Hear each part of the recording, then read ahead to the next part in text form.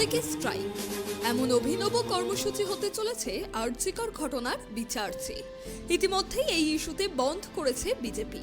তবে এই প্রতীকী স্ট্রাইক কোনো রাজনৈতিক দলের কর্মসূচি নয়।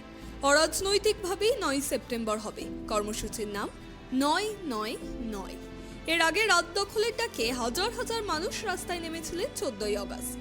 জুনিয়র ডাক্তারদের লালবাজার চলো ও প্রতীকী মেরুদণ্ড নিয়ে কলকাতা পুলিশের হেডকোয়ার্টারে নগরপালের হাতে নগরপালের পদত্যাগ চেয়ে স্মারকলিপি দেওয়া প্রত্যক্ষ করেছে শহরবাসী।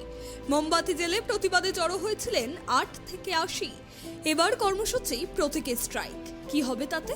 9 সেপ্টেম্বর রাত 9টায় সব ধরনের কাজ বন্ধ রাখার আবেদন। পড়ুয়ারা 9 সেপ্টেম্বর রাত 9টা থেকে 9 মিনিট করবে না হোমওয়ার্ক। বন্ধ থাকবে রান্নার উনুন বা গ্যাস। রাস্তায় গাড়ি থমকে যাবে 9 মিনিটের জন্য। অরাজনৈতিক এই কর্মসূচিতে বিভিন্ন রাজনৈতিক দলের গণসংগঠনগুলিও যোগ দিতে পারে। যেমন ডিওয়াইএফআই এর তরফে যে ধরনের প্রতিবাদ কর্মসূচি নেওয়া হবে, সেই কর্মসূচির উদ্যোক্তাদের নিয়ম মেনেই তারা যোগ দিতে প্রস্তুত বলেও অভিমত। সাধারণ মানুষের কলেই তো প্রতিদিন কর্মসূচি হচ্ছে। আমরাও সোশ্যাল মিডিয়াতে দেখেছি 9 তারিখ এই ধরনের একটা কর্মসূচি রয়েছে। তো আমরাও সকলে সেই কর্মসূচিতে যুক্ত হয়ে যাব। প্রশাসনের এই ধরনের ন্যাক্কারজনক কাজের বিরোধী, সরকারের দুর্নীতির ধামাচাপা দেওয়ার বিরোধী যা যা কর্মসূচি হবে, আমরা সবাই সেই কর্মসূচিতে থাকব।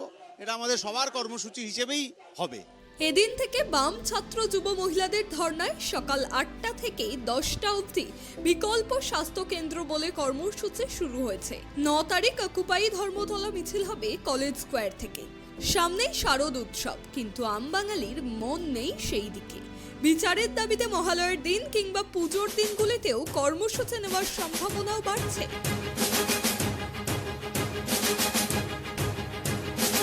বৃষ্টির ভুকুটি সরিয়ে মাঝে মাঝে সূর্যকিরণের ছটা জানান দিচ্ছে পুজো আসছে, কিন্তু সাধারণ মানুষ তারা সেই ফেস্টিভ মুডে এই মুহূর্তে নেই। তারা চাইছে বিচার, দোষীর আকাশে হোক অন্ধকারের ঘন ঘটা। ক্যামেরায় বরুণ ভান্ডারীর সঙ্গে চয়ন চক্রবর্তী, ট্রাইব টিভি বাংলা।